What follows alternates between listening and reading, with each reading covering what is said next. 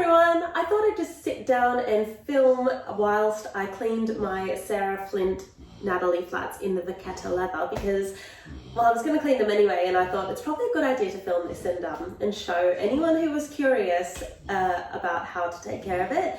They actually, I'm going to clean them according to the instructions on the care instructions. This is my second pair of shoes in this particular leather from Sarah Flint, and I found that these instructions work really well.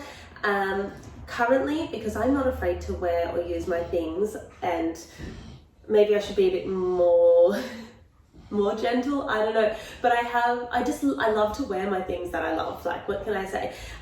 So unfortunately I've been caught in the rain when I wasn't expecting to, and just, you know, life happens. I've been splashed on by traffic going past, and this Vachetta leather, it does sort of show up with any spots because it's an untreated leather.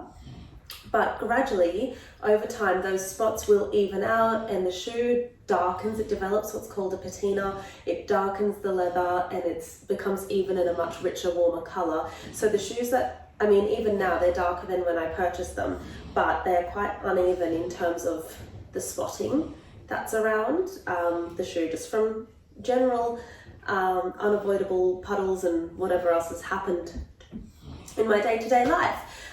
So I follow the instructions on the care card to clean it, which just says if a spot occurs, clean the entire shoe with a slightly damp cloth or clear polish. I don't have a clear polish, so I'm going to be going with a slightly damp cloth. Apply gentle pressure and move in circular motions. Note that the leather will also darken after cleaning. So that's just something to really be aware of if you are considering the Vachetta leather. It does come in like I'm going to move this, it comes in like a tanned color. It's vegetable tan leather, but it becomes an even darker tan. Now I'm going to use this, it's just a clean, brand new Chucks cloth, and wring that out really well. Now personally, I always start on like the back of the shoe because the amount of pressure I use is just the right amount, and obviously the back of the shoe, if I happen to do it a bit too deep, then it's the back of the shoe. But yeah, I'm using, so all Sarah Flint shoes also come with like these dust cloths, which I'm really grateful for, because the bottom of shoes, like, trust me, when I say I've worn them, and the bottom is disgusting and I don't want it to touch my table. So I'm just doing very gentle circular motions, and with the damp part of the cloth. I'll show you a comparison in a second. It's already just looking so much better. So you might see these spots come up on your shoes and think, I don't particularly, you know, like how these shoes are wearing. Now you've got two options. You can either just leave it, and eventually with wear, those spots will even out over time. Or you can be like me and just clean them. And yeah, it quickens up the darkening process of the leather, but truly when you wear them, the darkening, it's an inevitable process anyway. And I personally prefer the darker, like I'd rather have an even but darker shoe, if that makes sense. Now you can see that is a lot darker than my other shoe already, or even the other side of the shoe. It will, obviously it's wet. It will lighten up a little bit again as the shoe dries. But that's just basically what I do. So I prefer that. I think I want to try a clear polish, to be honest, because leather shoes should be polished actually, just to help, you know, it's like a conditioner for the leather. So I do need to invest in a clear polish, but while I don't currently have one, this water is doing a fantastic job at evening out the color of my shoes. Oh, I forgot to do the bow. I better do the bow at the top. So I chose this color because I'm a neutral girl. If you've been here for a while, then you would know that. I'm trying to venture out and be a little bit more exciting, but I am a pretty neutral person.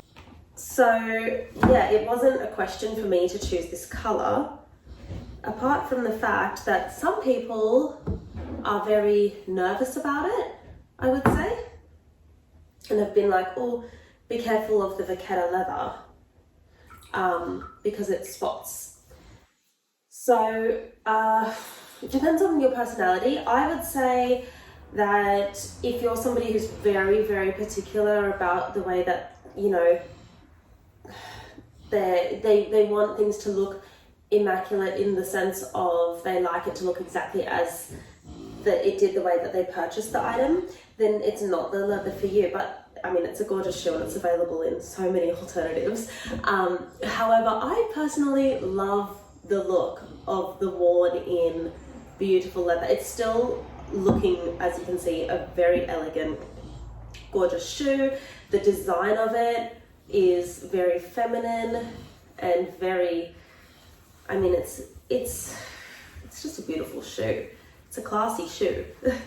What can I say? It's you can look really elegant without having to wear heels when you wear this shoe. It's absolutely beautiful. And I think that an aged leather, there's something really refined about it. And some people like things to look, yeah, the day that they got it out of the box.